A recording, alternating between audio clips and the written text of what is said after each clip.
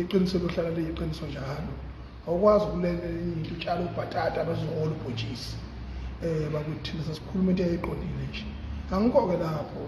udaba langalendilanga lona futhi okwesibili ngifuna ngigcizelela ngiqinisekise ukuthi nakanjani ngonyaka ozayo sobe sisephalamende sihamba nani mabhinqa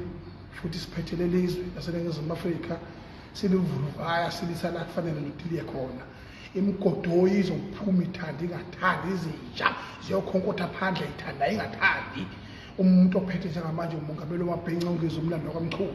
uyabona niyakubona futhi lokho osangigabaza lokho usenkingeni njengamanje ngenza kwethu ngithi angiphinde futhi ngikhala kakhulu ngensizwa u-Ivan umuntu akasihlophe ngidumele nje ngizothi wade kune-memorial service namhlanje ngizwe ngethiwe kune-memorial service ngoLwesihlanu akaze ngifonelwe akaze ngibekelwe muntu mina kanti u-Ivan ngisebenzile naye ngibona zonke iy'nkobongela igcwele lapho okhozini nabaqhukayo nabahamba kahle akaze ngibekelwe muntu nje ukuthi kune-memorial service lapha endlini zokusakaza kanti bengizoya kule memorial service ka-Ivan umuntu akasihlophe ngikhumbula kahle usisebenze kakhulu naye iminyaka ngeminyaka ngithi lala uphumule mntakababa mvuka sihlophe mfowethu umsebenzi wakho ubonakele namagalelo akho abonakele phansi kwenhlangano yokusakaza SABC kusukela kwezenkolo kuya kwa-sport kuya kuma-programs njengoba kade uwuproducer waqala ukuproducela mina ngikhumbula mfowethu ngelinye ilanga ebusuku laphana uproducer uyozela uyalala emveni kwalokho ngizophuma ngo-4 ey'ntathakusa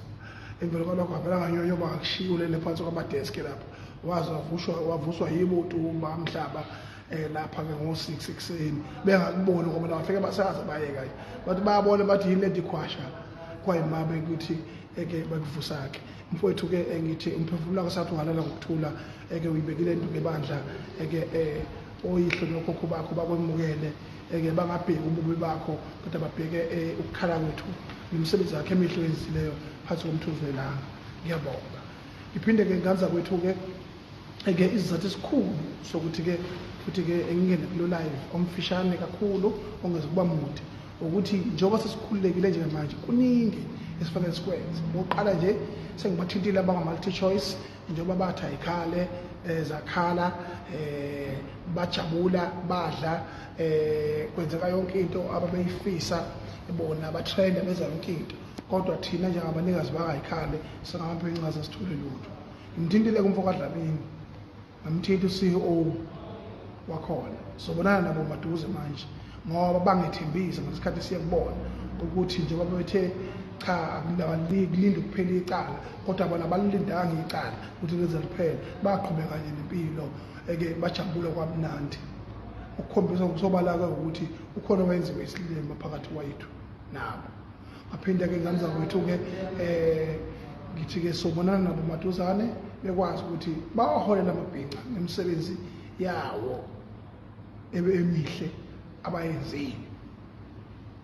netemu lawo amabhinqa ziyakhala-ke manje kuzoba njalo nje konke ngizona-update ngakho okufanele ukuthi nikwazi nizokwazi nakanjani phinde futhi nganza kwethu